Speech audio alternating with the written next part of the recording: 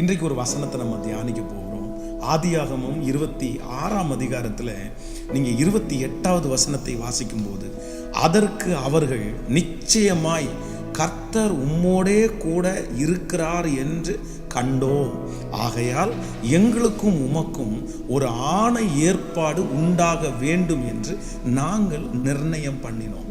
கவனிங்க ஆண்டவருடைய பிள்ளைகளே, இந்த வசனத்தில் இந்த சம்பவம் நமக்கு எல்லாருக்கும் தெரிந்த சம்பவம்.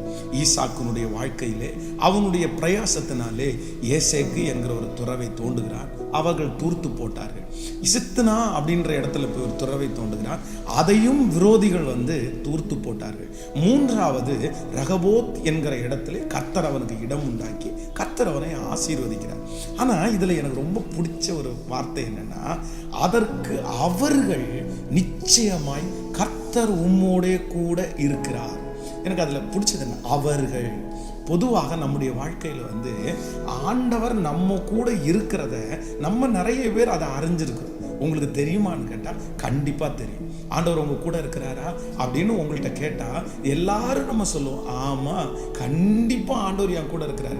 ஏன் ஆண்டவர் உங்க கூட இருக்கிறாருன்னு எப்படி சொல்றீங்க? இல்லை, ஆண்டவர் என் கூட பேசுறாரு. நான் சோர்ந்து போகும்போது ஆண்டவர் நான் தட்டி கொடுக்குறாரு. ஆனால் நமக்கு நிறைய பேருக்கு அரிதான காரியம் என்ன அப்படின்னா, மற்றவர்கள் கர்த்தர் நம்மோட கூட இருக்கிறார் என்கிறத கண்டுபிடிக்கிறது தான் ரொம்ப அரிதா இருக்குது. மற்றவங்க என்ன சொல்லுவாங்க, ஆண்டவர் என் கூட இருக்கிறார் அப்படின்னு மற்றவங்கள்ட்ட நம்ம சொல்லும் போது நிறைய பேர் சொல்லுவாங்க, ஏன் ஆண்டவர் உன் கூட இருந்தால் உனக்கு ஏன் இப்படி நடக்குது? ஆண்டவர் உன் கூடவே இல்லை, ஆண்டவர் உன் ஜபத்தை கேட்கவே இல்லை, நீயும் ஜபோன்ற என்னென்னமோ சொல்லுவாங்க. இன்றைக்கு இந்த சத்தத்தை கேட்கிற நீங்க ரொம்ப சோர்ந்து போய் இருக்கலாம்.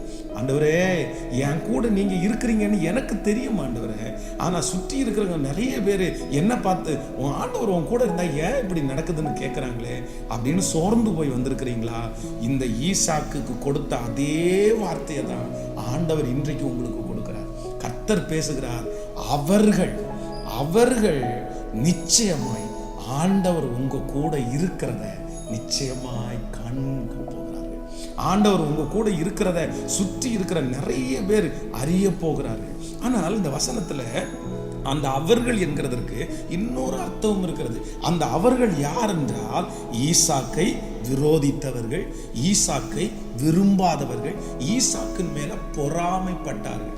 இந்த மூன்று கூட்டங்கள் நமக்கு எப்பவுமே இருக்கும். ஒன்று நமக்கு விரோதிப்பவர்கள், இரண்டாவது நம்மை விரும்பாதவர்கள், மூன்றாவது நம்மேல் பொறாமைப்படுகிறவர்கள்.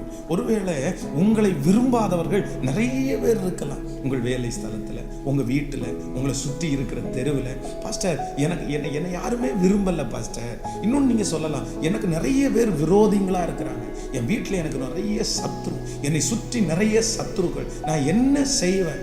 இன்னும் நீங்கள் சொல்லலாம், என் மேலே நிறைய பொறாமை பாஸ்டர், நான் ஏதாவது ஒன்று செஞ்சேன்னா அவ்வளோதான் அவங்களுக்கு பிடிக்க மாட்டேங்குது, என் மேலே ரொம்ப பொறாமைப்படுறாங்க. ஆனால் ஆண்டவர் இன்றைக்கு வாக்கு கொடுக்கிறார், உங்களை விரோதித்தவர்கள், உங்களை விரும்பாதவர்கள், உங்கள் மேல் பொறாமைப்பட்டவர்கள் சீக்கிரமா ஒன்று சொல்ல போறாங்க. என்ன அப்படின்னா, கர்த்தர் உங்களோட இருக்கிறதை அவர்கள் பார்க்க போகிறாங்க. ஆண்டவர் உங்களுக்கு ஒரு அற்புதத்தை செய்ய போறாரு. ஆண்டவர் உங்களுக்கு ஒரு ரகபோத்தை கட்டளை இட போறாரு.